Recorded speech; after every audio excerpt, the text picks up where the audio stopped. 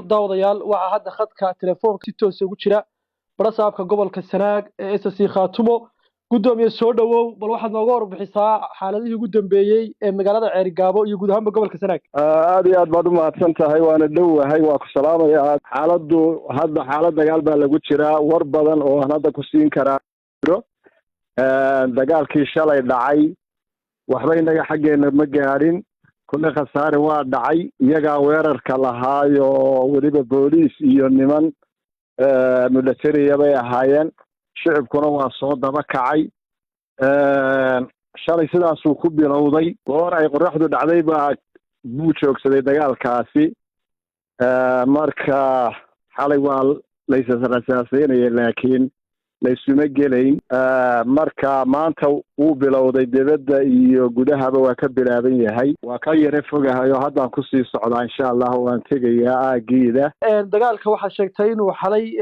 kala qaboobay labada dhinacba magaalada gudaheeda lagu dagaalamaya maxaa mar kale saaka dagaalka cusboonaysiiyay yaa weerarka soo qaaday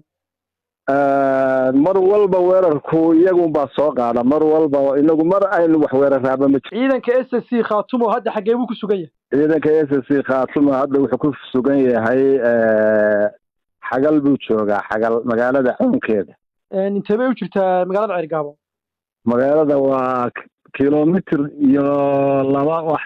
uma oran kara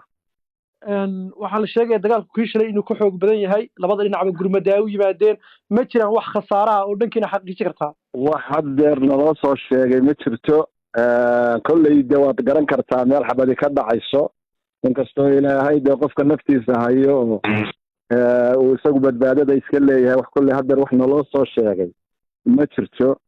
waase dhici kartaa dee inay waxyeelo jirto dagaalku maalintii labaad buu galay horena dagaalku waa u dhacay ciidanka SSC magaalada Ceerigaabo gudaheeda ay ku sugan yihiin maxay tahay fariintaada halkan hawada u marinaysaa maxaa arinta ka oranaysaa dagaalkaasi waa dagaal bilaabmay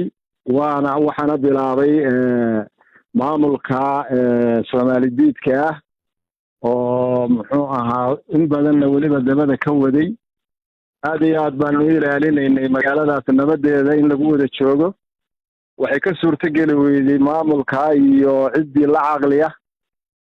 maanta waxaanu go'aanka iyagu yahay inaanu beel ciddayada lagu dhibaateynayo dadka reer SSC iyo dadka hartiga ah ee magaalada degan inaan gacmaha ka laaban waana sidaa aanu u dhaqaaqnay gudoomiyaha baa maasan tahay dagaalku hadda magaalada gudaheeda ayaa uu ka socdaa mise magaalada banaankeeda labadaba waa ka socdaa gudahana waxa jooga rag jamaahiir oo dadkii ka qaxay magaalada raggii dhalinyarada ahaa ama waayeelka ahaa si aad ogtahay magaalada waa laga qaxay waxaana looga qaxay nimankaasi dee marba heer ha soo socotee markii ugu dambeysay dadkii waxay ka dhigeen waxay laayaan iyo waxay guryahooda iyo bakaaradooda boobaan iyo waxay qafaashaan sidaa darteed dadkii way tashadeen waxayna ku tashadeen inay ka guuraan magaalada wixii raga oo hub lehna ku reebaan sidaas baa ciidankaasi u joogaa oo aanu ugaba bixin dee waddankoodii iyo magaaladoodii bayna joogaan warbaahinta qaar waxay qoraysaa in madaafiic ay isla dhacayaan labada dhinac oo magaalada Ceerigaabo gudheeda xaafadaha qaar la duqeeyay arrinta maxaad nooga sheegi kartaa ma jirtaa arrintaas laakiin waxaan filayaa inaanay dhinaca maamulka meesha haysta inay soo ridayaan ayaan filayaa waan gartay dagaalku hadda waxaa sheegtay gudoomiye aad waa socdaa adiguna waxaad ku sugan tahay duleedka magaalada Ceerigaabo maxaad isleedihiin natiijada xaggiina aad filanaysaa aad iyo aad baanu kolley annagu dulmi kuma soconno oo waxaanu rabnaa mar walba inaanu xaq ku soconno dadka dhibaatadiisana ma rabno cid kasta kuwa nala dagaalamaya aanaan rabin xitaa dhibaato aanu annagu keennay inay ku dhacdo ma jirtaa dhinacyo ka baxsan labadiina dhinac oo arrintan waan ka gashay oo idila soo xidhiidhay maya aad iyo aad baa u mahadsan tahay kaasina wuxuu ahaa gudoomiyaha gobolka Sanaag ee SSC Khaatumo oo khadka telefoonka noogu waramayay aad iyo aad baa gudoomiye u mahadsan tahay wixii dambana insha Allah wax soo xidhi doona mudan waa mahadsan tahay